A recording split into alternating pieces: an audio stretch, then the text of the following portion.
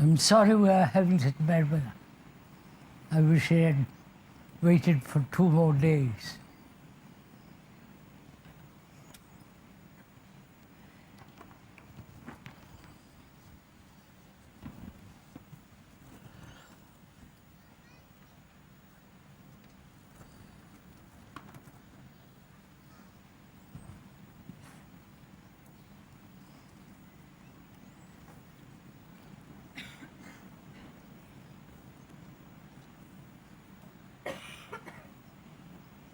May we continue where we left off last Saturday, or rather Sunday.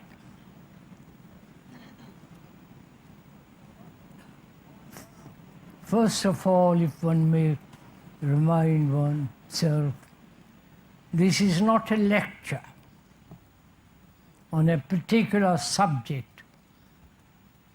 with the intention to be informed, instructed. It's not a lecture. We are talking over together our human problems. Not only the daily problems of our life, with all the travail of existence, but also we should go very much deeper.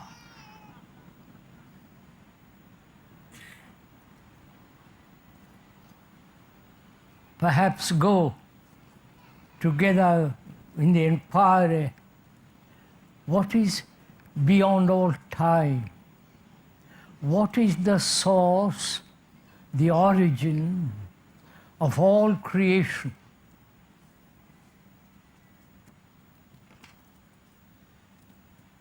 And to enter into all that area, one must begin surely with all the contents of our consciousness, with what we are, our reactions, our anxieties, loneliness, depression, elation, fears, the continuity of pleasure, and inquire also if it is possible to end all sorrow. And also we should inquire this morning and perhaps tomorrow morning the nature of dying. What is religion, meditation, and the whole limitation of time? We've got to cover a great deal. In these two talks. So, go very deeply into this matter, because we can always scratch on the surface, as we generally do, and find very little. But if we could go very, very deeply into the whole question, whether the content of our consciousness can ever come to an end, that is, the ending of all our wounds, psychological hurts, fears, all the memories to which we cling to, and the pain, the pleasure, the great deal of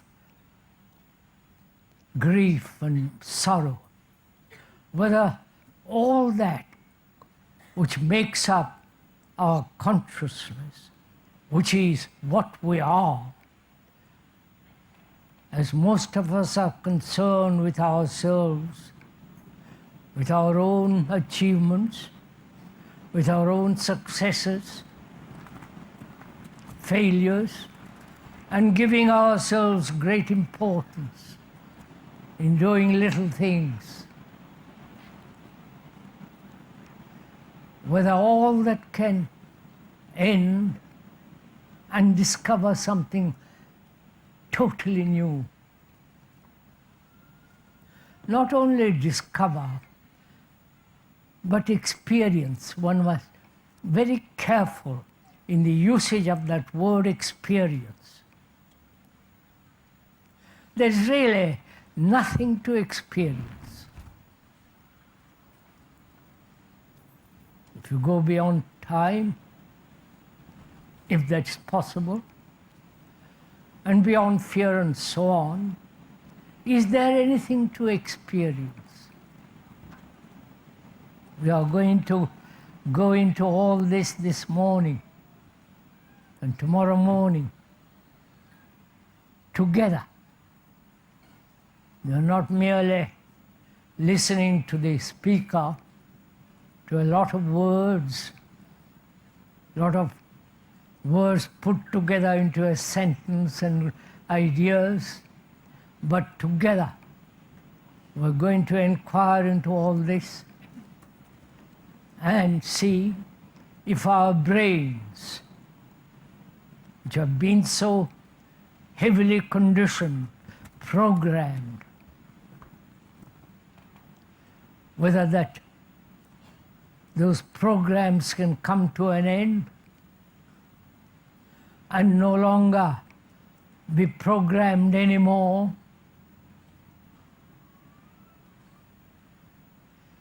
All this requires a great deal of serious intention and considerable attention.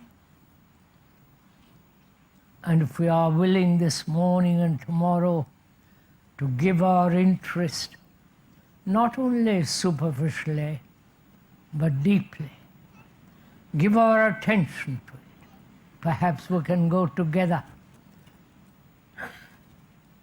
into all this and go and see if there is something infinite beyond all time. Can we do that this morning and tomorrow?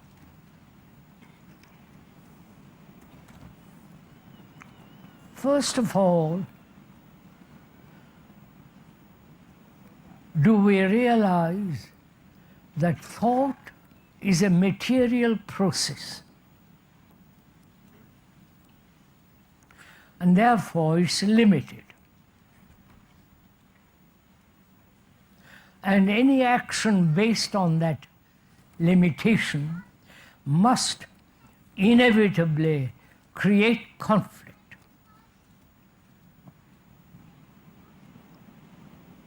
And so, thought is a material process. Matter is limited energy. And the whole content of our consciousness is the result of the material process of thought. Right? We said over and over again for the last umpteen years that thought is a material process.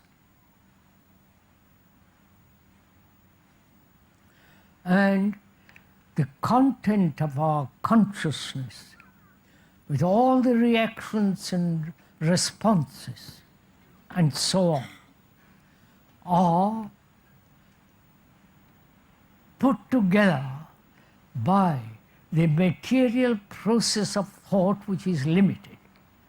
So our consciousness, which is what we are, whatever we think we are, is always limited. When one is concerned with oneself, with one's problems, with one's relationships, with one's status in society, and so on, this concern with oneself is a very small affair, limited affair. Right? Do we actually see this? Or is it just an idea to be pursued, inquired into, and then come to a conclusion and accept that conclusion and say, I am that? Or do we see immediately, instantly, that all the self-centered activity is very, very limited? Whether it be in the name of religion, in the name of peace, in the name of leading a good life, and so on, this self-centered activity is always limited, and therefore the cause of conflict. Do we actually realize that? Or is it merely an idea? Do we see the difference between the actuality and the idea? If one pursues the idea, then you are following some kind of illusions. But if one actually realizes the self-centered, egotistic activity is very, very, very small and separated, and therefore the basic cause of conflict is the self. I wonder how many of us hear this and actually realize it.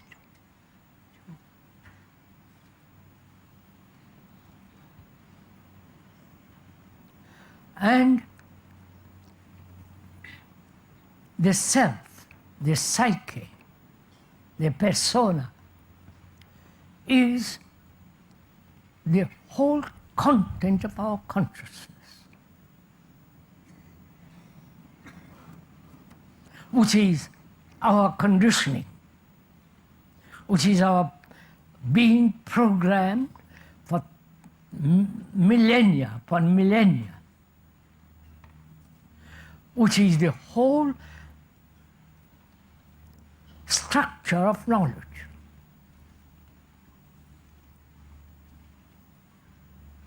Are we together in all this?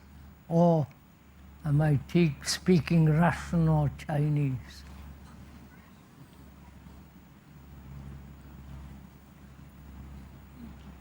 If we are not, speaker is not indulging in Chinese or in peculiar language, and therefore there is no communication between us. But there should be clarity and communication when we are both looking at these enormous complex problems of existence, of our daily life, monotonous, boring, exciting, indulging, pursuing various forms of pleasure, And ultimately, whether one has a jolly good life or a miserable life, ultimately ending in death. Right? So our life generally is rather shallow. We try to give meaning to that shallowness, but that meaning too, that significance is still shallow. So could we, this morning, realizing all this, go and find out for ourselves, not be informed by the speaker, not be instructed by the speaker, but together explore what we are actually, and break down this limitation and go, if possible, further. Is this clear? What we are trying, what we are doing this morning and tomorrow, together.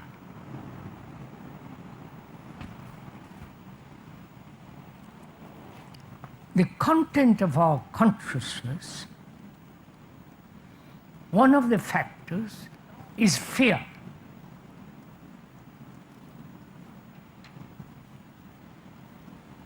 And most of us know what fear is. Whether it is superficial or deeply embedded in one's own recesses of our brain. We're all afraid of something. Right? So can that fear end psychologically? Begin with that. Then we can ask whether there are physical fears also and their relationship to the psyche, psychological fears, right? So we are inquiring together the nature of fear. Not the various forms of fear. One may be afraid of death, one may be afraid of one's wife or husband, one may be afraid of various things. But we are concerned with fear itself, not fear of something, or fear of the past or the future, but the actual reaction, which is called fear.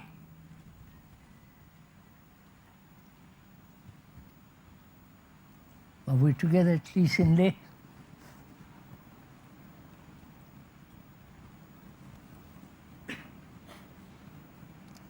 So what is the cause, the root of fear?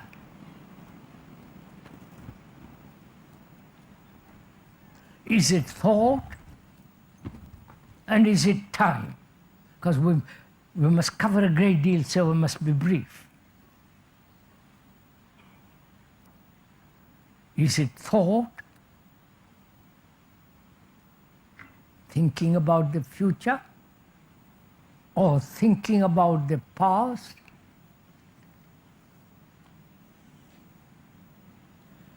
And so, is thought one of the causes of fear? And is time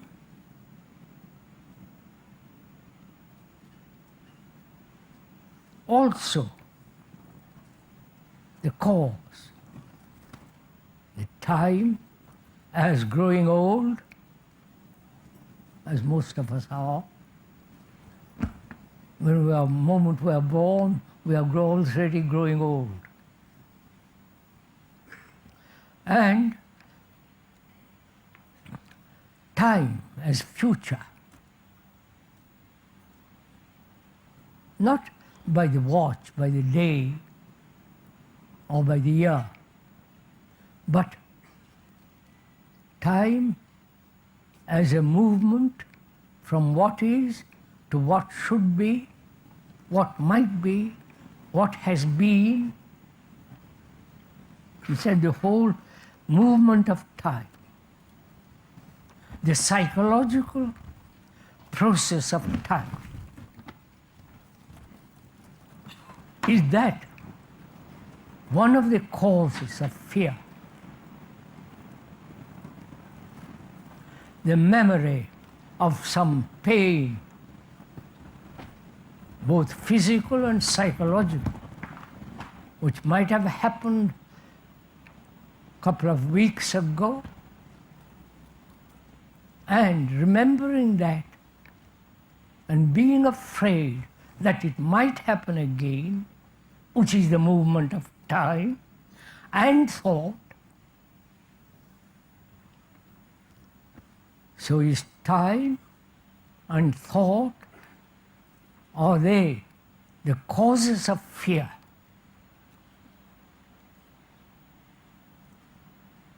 Right? And can this time, which is thought, because thought, as we said, is the response of memory, which is knowledge and experience. So knowledge is of time. And knowledge may be one of the causes of fear. I wonder if you're following, right? So, we are saying time, thought, knowledge, which are not separate, which is an actual movement, unitary movement. That may be the cause of fear.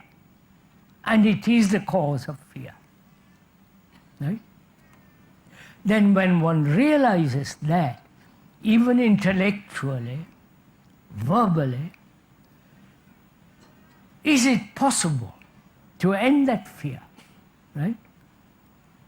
Which means,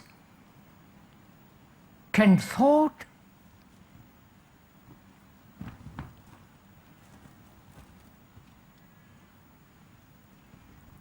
what's your answer? You're waiting for me to instruct you. Therefore, we are not working, thinking, investigating together. Right? You're waiting for the speaker to answer that question.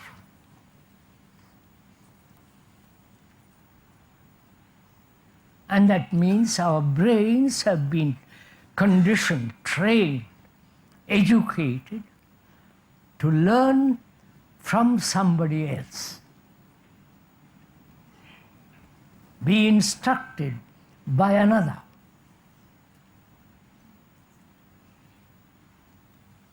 And here we refuse to instruct you or to tell you what to do. We have no authority to tell you what to do. Not these ugly, beastly gurus. So we are together. Please, this is important to understand what it means together.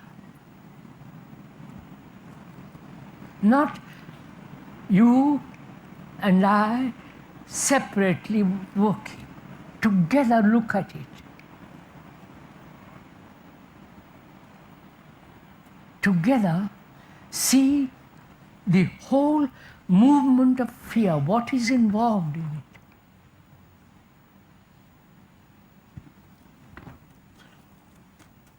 Why humanity has borne this fear for thousands of years and have not solved it.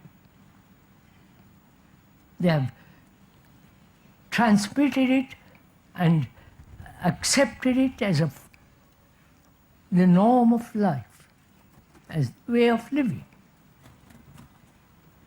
But if you begin to question, as we are doing now,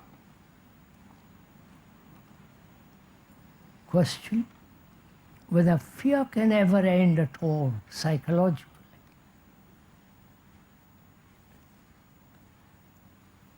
Therefore, we must understand the cause. And where there is a cause, there is an end.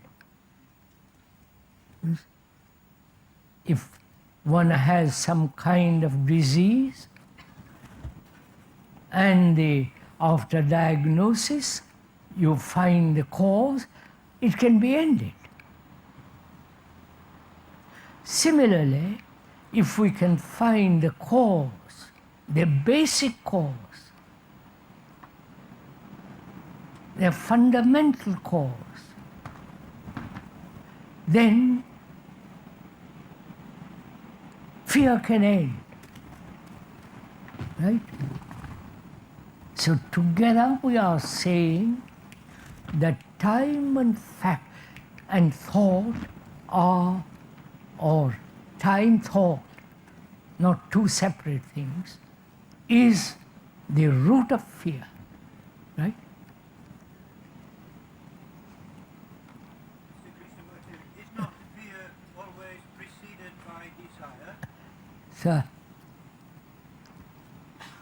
we went to the question. Please don't ask questions now. That was day before yesterday and on Tuesday. Desire is also part of fear. We went into that very carefully the other day. The nature of desire. Do you want me to go into that again? Why do you say no? Have we understood the nature and the whole movement of desire? See, we don't listen, not to the speaker, to ourselves. We never say, what is desire? Why are we slaves to desire? We said desire is sensation. That sensation, seeing, contact, sensation. Then desire comes in, which is thought creates the image out of that sensation. Then at that moment, second, desire is born. Clear? No. And I won't go into all that because we went into it the other day very, very carefully and deeply into the whole nature of desire. And desire also is one of the factors of fear. Desire is thought with its image. If you have a desire without any image, there is no desire.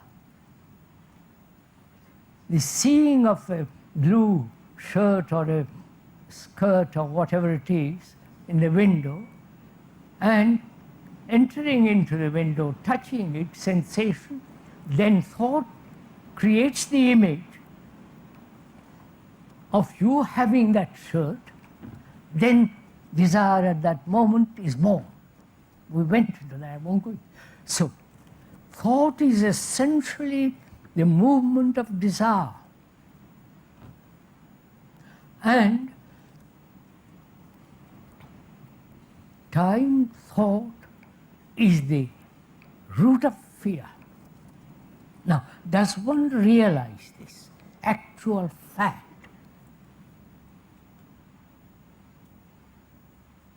then how do you observe that fact? I don't know if you're following. I realize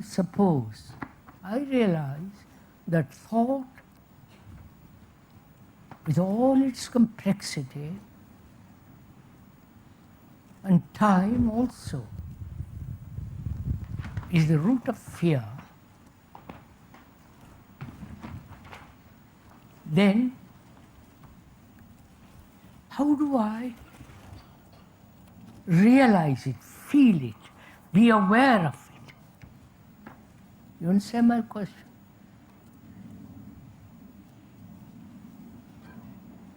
Do I see it as something separate from me?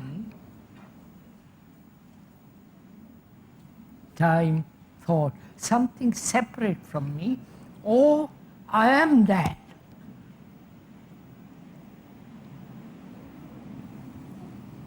Is it all becoming rather complex?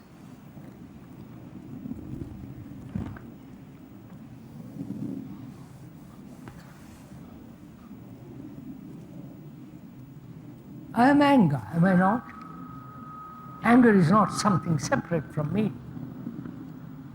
I am greed, envy, anxiety, right? I like to think that is something separate over which I can control.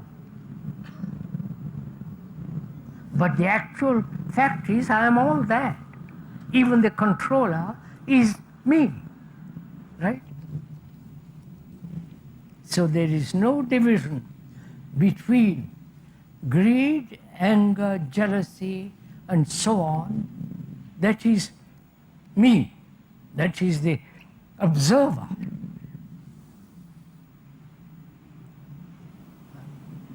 Right? Now, so how do I observe, how does one observe this fact that time thought is fear? How do you observe it? You understand? How do you look at it? As something separate from you? Or you are that? Sorry.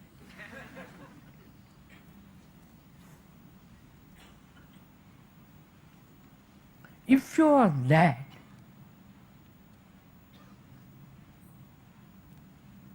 and not separate from you,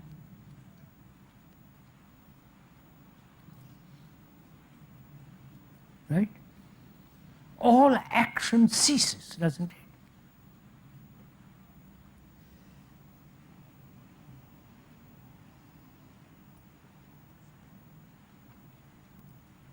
Before I controlled, I suppressed, I tried to rationalize fear.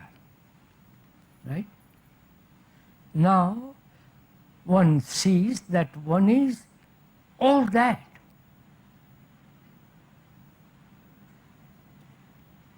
And therefore, the whole movement of time and thought stops. I must go on, otherwise, is this, are we somebody, are we together, some one of us or two of us? You were all so eager to act. One must act. But here, you have to watch the whole thing without any sense of doing something. Right?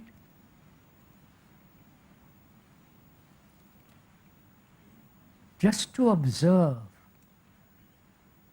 without any reaction or response to what you observe.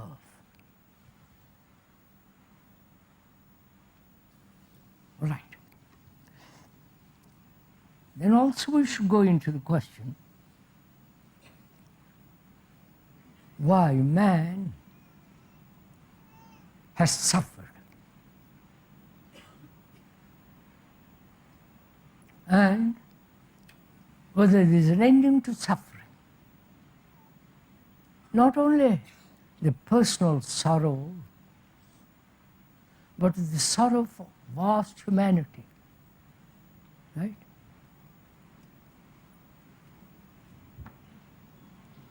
Don't let's get sentimental about this. But actually, all of us suffer in one way or another. The dull man suffers, the most intellectual, learned, or every human being on this earth, including the leaders in Russia, every human being suffers. And we are asking very serious question whether that suffering can end.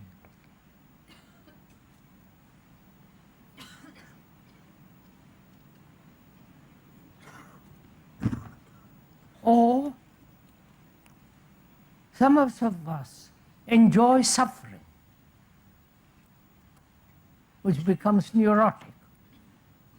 So don't let's bother about those people who enjoy suffering, thinking that suffering in some way will help us to understand this universe, to understand life, and so on. Right? So, one suffers. My son is dead, gone.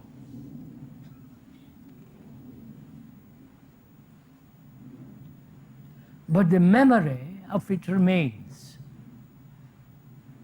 The memory of his companionship, of my affection, love for him, and so on. Memory remains, right? And is that memory sorrow?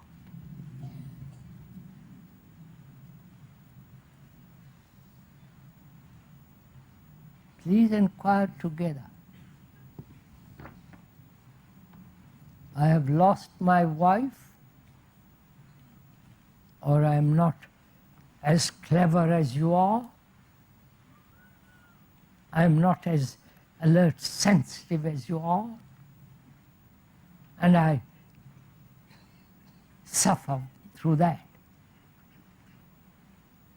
Or I suffer in 10 different ways. And is suffering, the shedding of tears,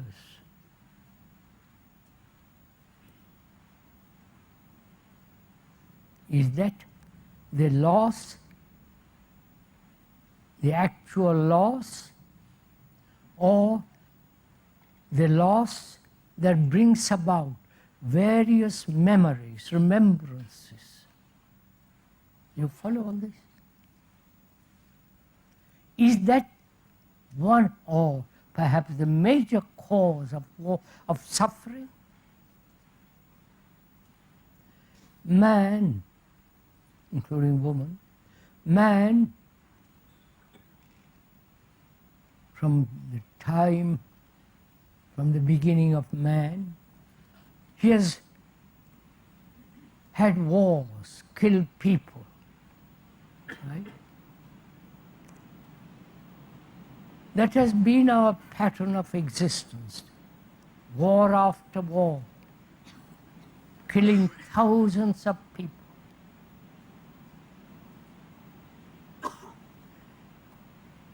Humanity has suffered, and we are still pursuing that path of war that has brought about tremendous sorrow for mankind, right?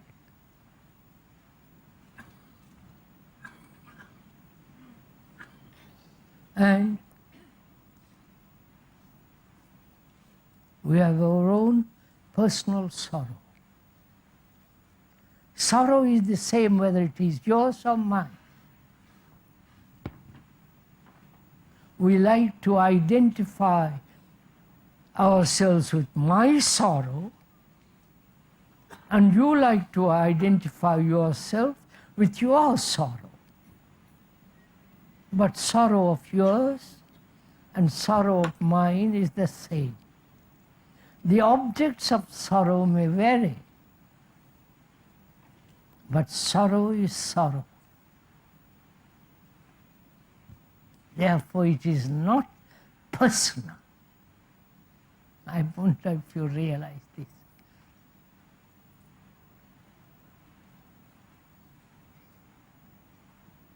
Right? No, this is very difficult for you one to see the truth of this.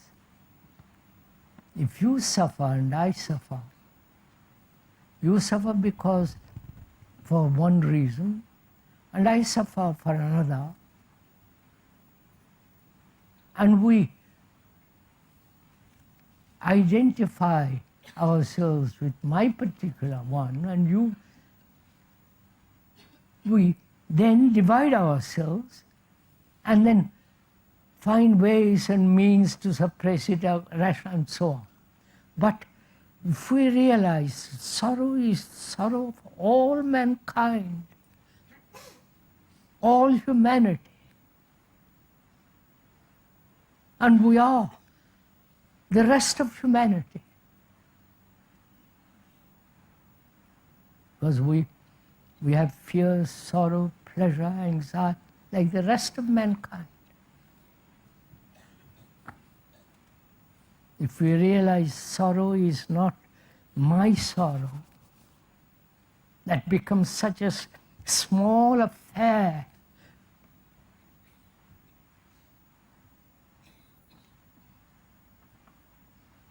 But we are the whole of mankind. We are the rest of mankind. And when there is suffering, suffering is man suffering.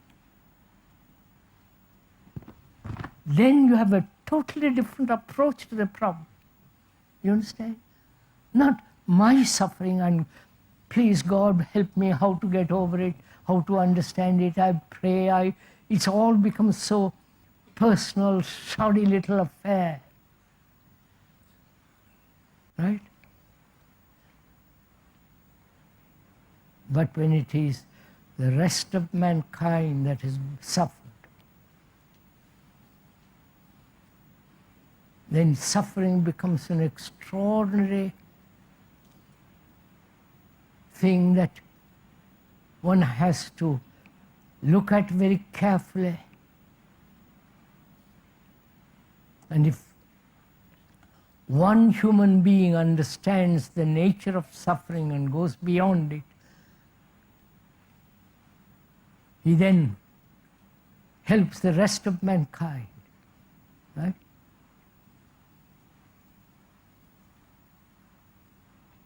Now, is suffering a remembrance?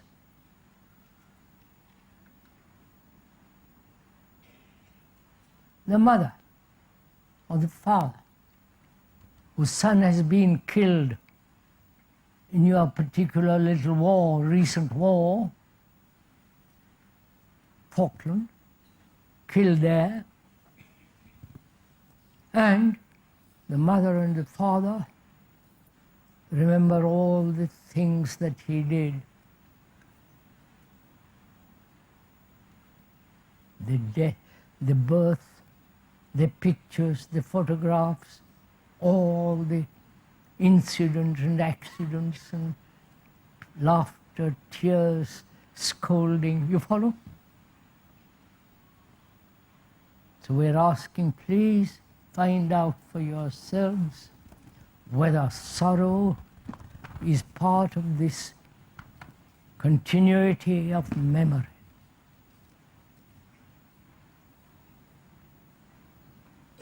And if it is memory, don't reduce memory just few words. It's a tremendous content. And if it is memory, then can that memory not only of my particular son, but the memory of mankind's sorrow, memory which is sorrow, can that memory come to an end? You understand?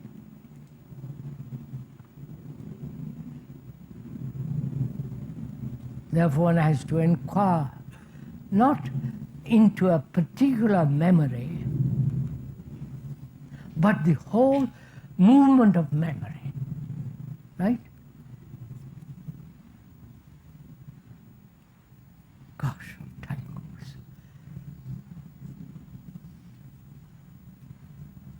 We live on memories. We are memories.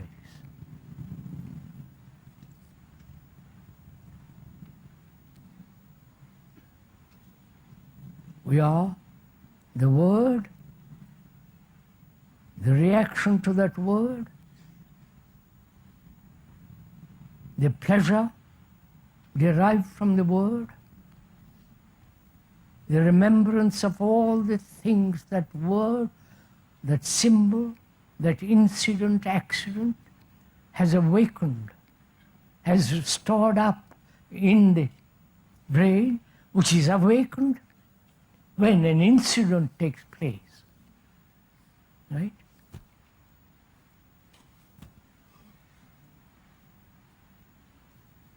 And memory is the past, right? So we are the past. Can this whole movement of the past, which is time, which is thought, end? Not thought in our daily life. We're not talking of that. We're not talking when thought is used to drive a car, to write a letter, to write a poem, write this or that. There, thought, knowledge is absolutely necessary. We are talking of this whole psychological movement, which is based on memory. So we're asking much deeper question, which is the self, can the self, the me, the ego, all this self-centered activity, which is the movement of memory, can that self end? Not by discipline, by control, by suppression, or identification with something greater, which is still another movement of the self. Can that self end?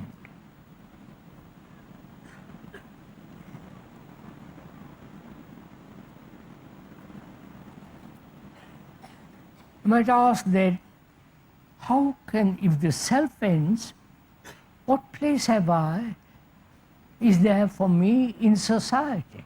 What shall I do? Right? Right, sir? First end it and then find out. Not the other way around.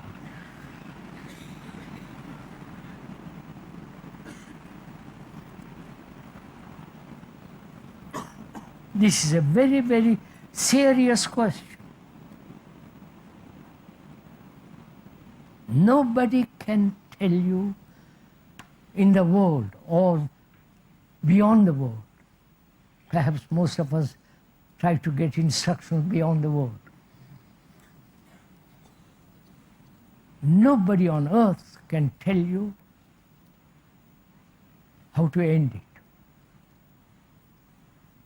But if one observes all these facts without any reactions, I observe the fact that I am hurt psychologically because my daughter, my son, my father, whatever, has done something which hurts me. If I can observe that hurt without a single resistance, without any action that I should not be hurt or keep the hurt, most people do. All through their life they carry their hurt. But to observe this hurt, psychological wound, without any reaction to it, then one sees that hurts disappear altogether. Right? So, in the same way, just to observe memory as it arises. See the nature of it, the evolution of it, the whole nature of activity of our daily life is based on this. And memory is very, very limited. Thought may invent the infinite, but thought being itself limited, its infinity is also limited, finite, but may pretend there is infinity. So,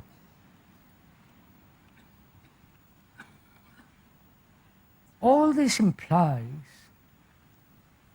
complete freedom.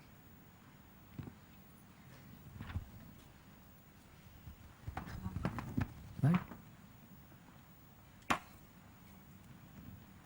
Not only freedom from something, but the quality of freedom that is not based on any reaction, any reward or punishment.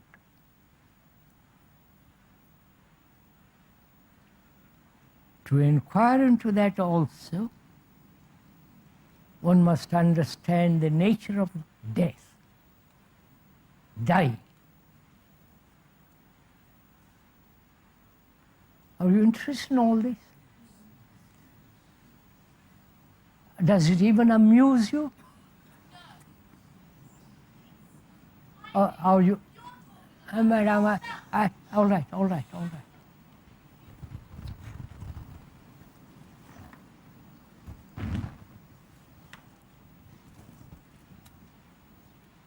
See, one must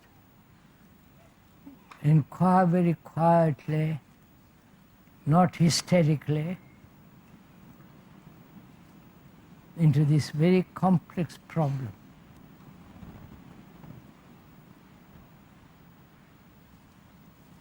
Dying or coming to an end is what we are concerned about, talking about, because that's part of our life.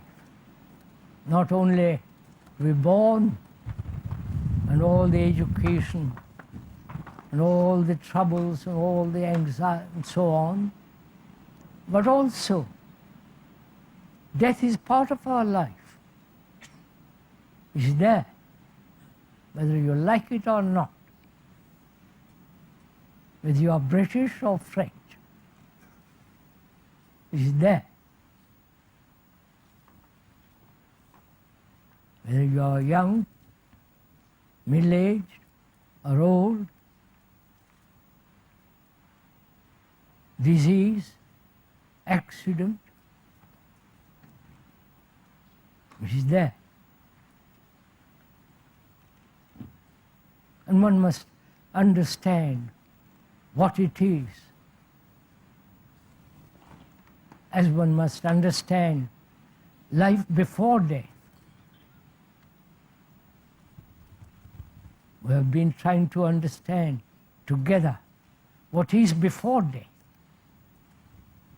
Fear, wounds, sorrow, pain, anxiety, labor. Going to the office from morning till night. All that's part of our life, living. And also the ending of all that.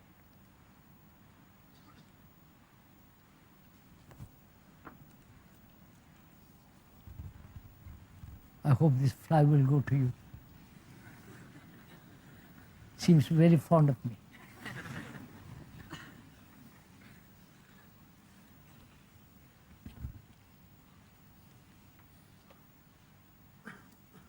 One may have had a very good life, pleasant, successful. Somebody in the world, power, position, money, but the thing is there at the end. We like to postpone it as long, far away as possible, put it away. So we are together going to inquire. The organism dies naturally. It will live as long as possible if we treat it properly. That we want to go into the question of health. I know you're all interested in health, but we won't go into it now. What is it to die? Not jump over the bridge.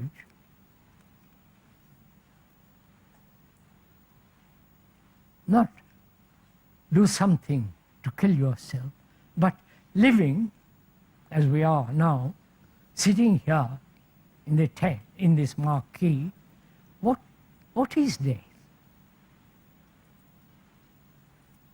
Apart from the whole physical organism, the brain lacking oxygen withers away and there is death. But we're asking, is death an ending? Right? An ending to everything that I've had. Right? My wife, my children, my books, my status, my power, my position, you know, all that's going to come to an end. And also, we must inquire into the question, which is the question of the East, which is reincarnation, to be reborn next life. So a series of lives till you reach whatever you reach.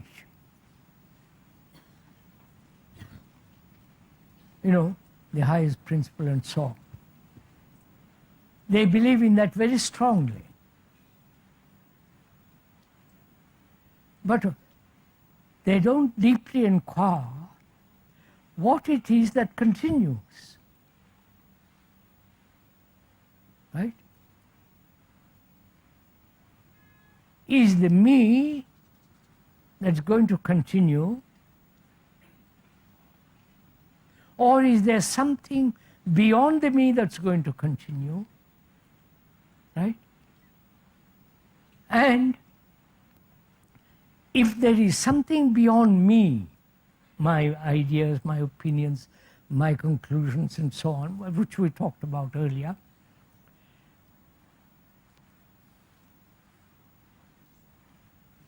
if that me is the word, the name, the remembrances, is that going to continue? Right? Or there is a spiritual entity, the soul, in the Christian world, and the Buddhist world and Hindu world has a different words. will that continue?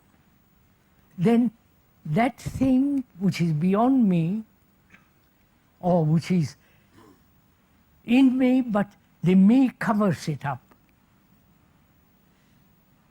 Then if that is a spiritual entity, it must be beyond time and beyond death, right?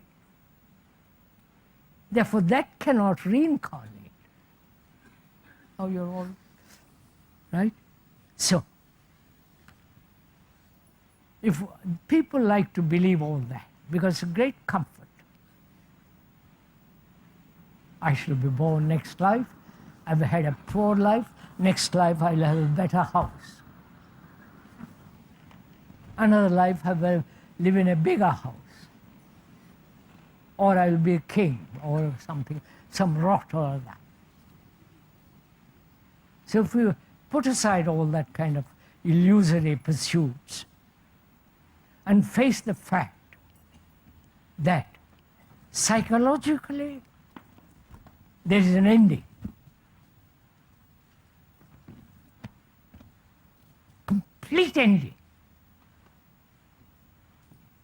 The me, with all its memories, is come to an end. That is dying. And we don't like that. And so we seek various forms of comfort, beliefs, faith, resurrection, and all that. Now, while living, can we end something without any cause, without any future, end something?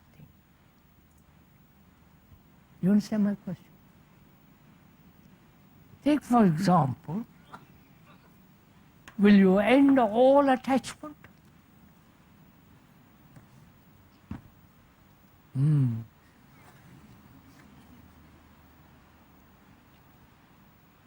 Attachment to your name, attachment to your furniture,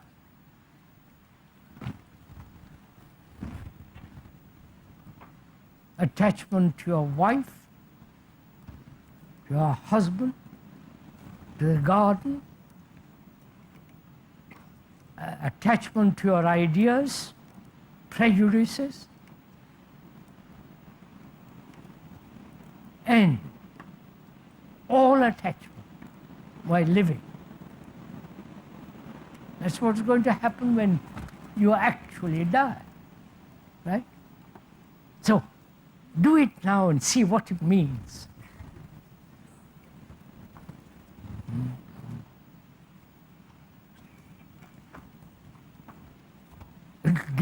That ending is tremendous, has tremendous quality behind it. There is no attachment to anything.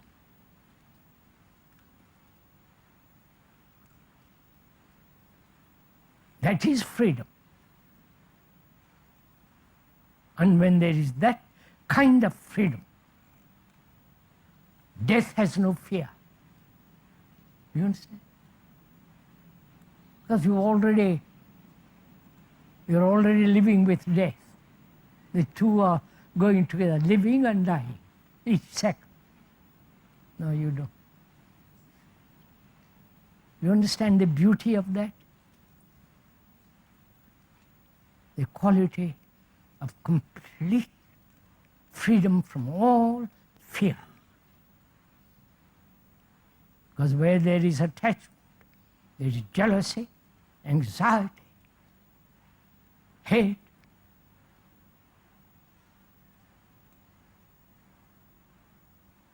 And the more you are attached, the more pain there is. You know all this.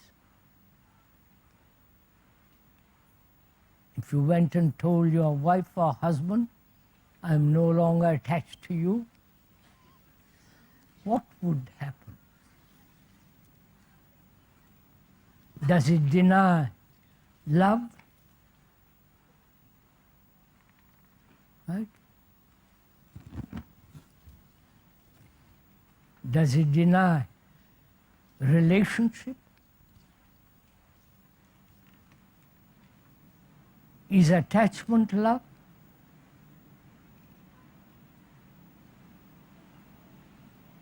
Go and inquire into all this. And the deeper you inquire, the more vitality and security and strength one has. It doesn't derive from any drugs, any stimulation. We better stop now and continue tomorrow morning.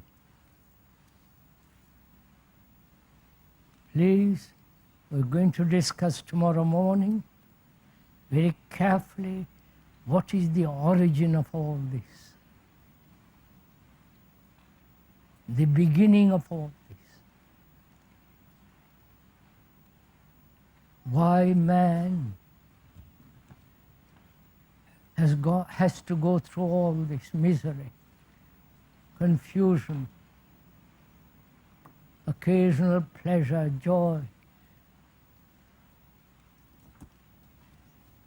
unless one understands creation, and from the very beginning.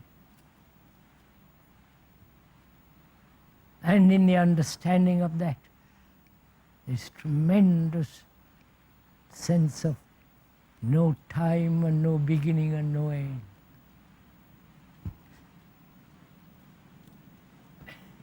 May I